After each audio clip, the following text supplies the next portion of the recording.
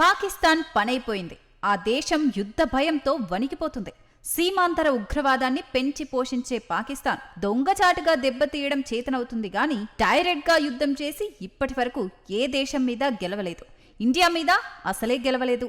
సొంత దేశంలో పాకిస్తాన్ను గజగజలాడిస్తున్న బలూచ్ రెబల్స్ విషయంలోనూ పాకిస్తాన్ నేరుగా ఢీకొట్టి గెలవలేని పరిస్థితి. ఇప్పుడు పహల్గాం ప్రతీకారం కోసం ఎదురు చూస్తున్న భారత్ ఎలాంటి దెబ్బతీస్తుందోనని పాక్ మంత్రులందరూ హడలి చస్తున్నారు.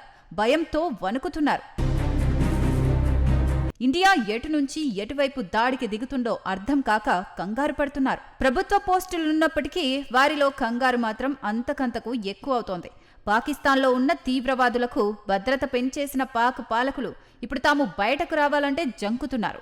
ఇండియా ఏం చేస్తోందని, ఎక్కడ ఇండియా నిఘా పనిచేస్తుందో అర్థం కాక తలపట్టుకుంటున్నారు. ఇన్నాళ్లు మద్దతిచ్చిన తాలిబాన్లు ఇప్పుడు సైడ్ అయిపోయారు. బలూచ్ రెబల్స్ గర్జిస్తున్నారు. అమెరికా తమకు మద్దతిస్తుందా లేదానన్న అనుమానం వెంటాడుతోంది.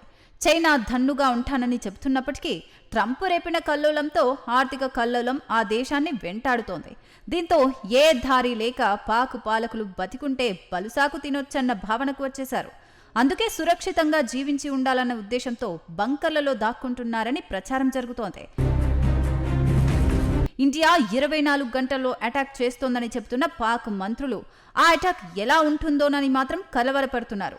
పైకి మా దగ్గర అణ్వాయుధాలు ఉన్నాయంటున్నారు తప్పించి ఇండియా దగ్గర అంతకు మించి ఉన్నాయన్న లెక్కలు వారికి నిద్ర పట్టనివ్వడం లేదు.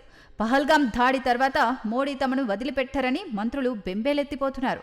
ఇప్పటికే ఇండియా భద్రతా బలగాలకు మోడీ గ్రీన్ సిగ్నల్ ఇవ్వడంతో తమపై బాంబులు ఎక్కడ పడతాయోనని వారు వణుకుతున్నారు. అందుకే కీలక మంత్రులు బయటికి రావడం లేదు. ప్రభుత్వ కార్యక్రమాల్లోనూ పాల్గొనడం లేదు. గత వారం రోజుల నుంచి ఒకరిద్దరు మంత్రులు మీడియాతో మాట్లాడారు తప్పించి మిగతా వారు ఎక్కడ రాజధాని ఇస్లామాబాద్లో కూడా కనిపించలేదు.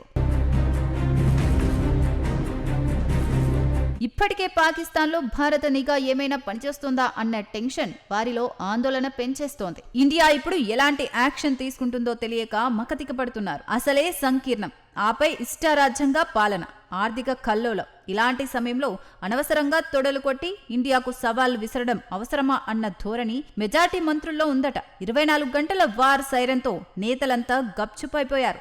ఎవరు కూడా బయటికి రావడం లేదు. బతికుంటే చాలు, తర్వాత చూసుకుందామంటున్నారు.